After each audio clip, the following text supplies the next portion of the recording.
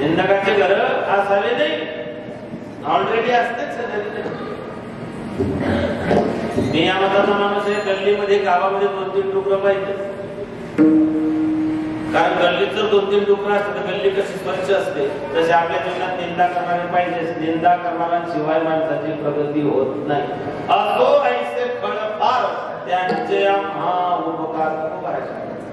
महाराज म्हणतात परोपकार नेणे परनिंदा. कोणावरती उपकार करा, उपकार केले विसरून जा, पण नेणे परनिंदा. उपकार नाही केला तरी चालेल, निंदा करू नका. परस्त्रिया सदा बहिणी माया. पत्नी सोडून जगातल्या सगळ्या स्त्रिया बहीण आणि माया भावनेनं पाहिल्या गेलं तर संसारात साधना.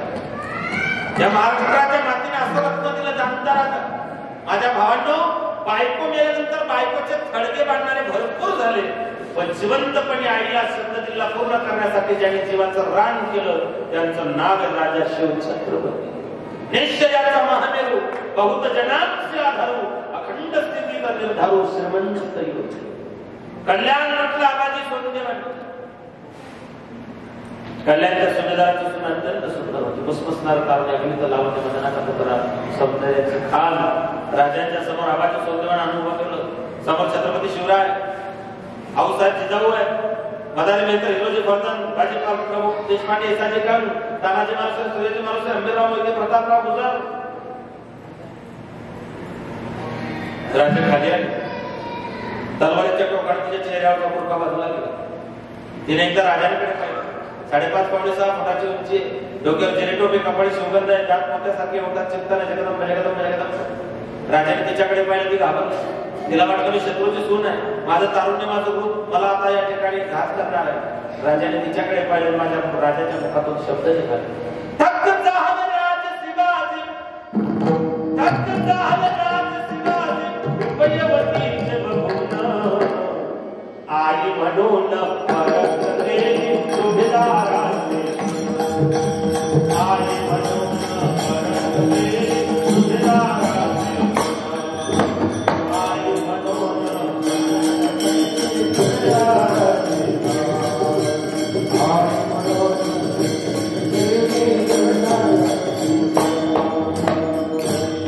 थक जाहल राज शिवाजी आणि रुपयवतीचे बघून आई म्हणून परत गेली सुभेदाराची.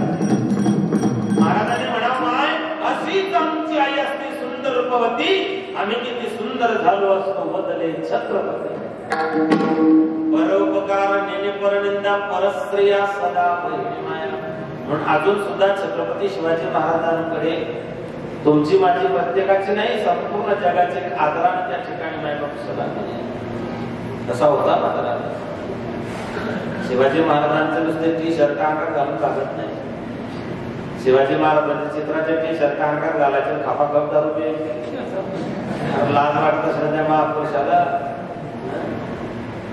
महाराजांचं चारित्र्य, महाराजांचं वागणूक, महाराजांच्या सगळ्या गोष्टी. राजा गेले 1680 साठी.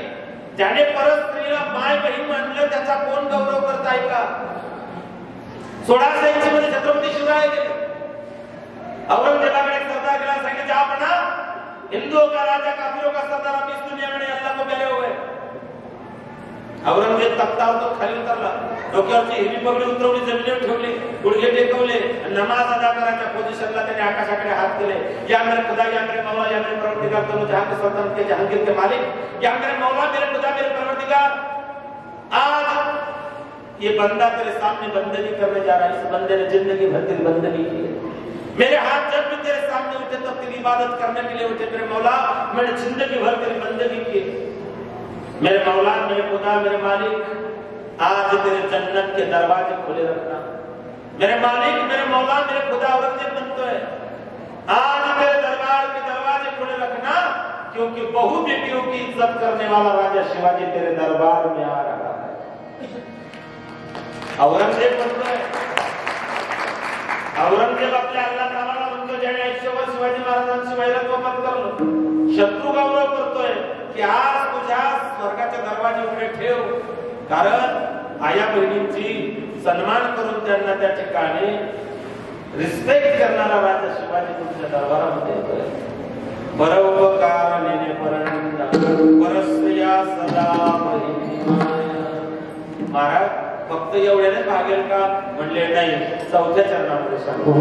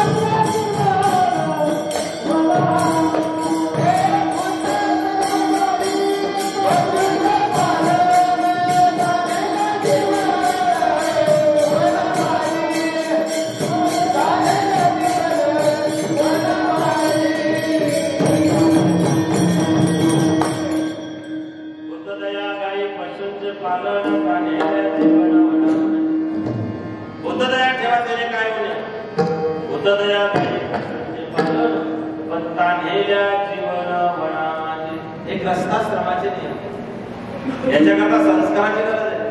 नुसती संपत्ती कमवू नका, लेकरांना संस्कृती शिकवा. लंका कशाची होती आणि द्वारका कशाची होती? सोन्याची. लंका कशाची, द्वारका कशाची? लंकेत सोनं होतं पण संस्कार नव्हते म्हणून लंका जळाली, द्वारका बुडाली. लंकेत सोनं होतं पण संस्कार नव्हते, द्वारकेमध्ये सोनं होतं देवाच्या लेकरांना संस्कार नव्हते. देवाच्या लेकरांनी साधूची टिंगल केली. एक लक्षात ठेवा, देव स्वतःची टिंगल सहन करतो, साधूची कधी सहन करतो. हरिजनाची कोणाला कृपा येऊन या महाराष्ट्र भगवंताचा तो जाणवतेपासून झाला राम नावाचा होता नवसाला झाला होता महाराष्ट्र लय विचित्र होता नवसाला झालेलं विचित्रच असतं ज्याला दारू पाजले लोकांनी देवाच्या पोऱ्याला दारू पाजले तुमच्या पोराला मारणार नाही का गेले येते ते शंभर काही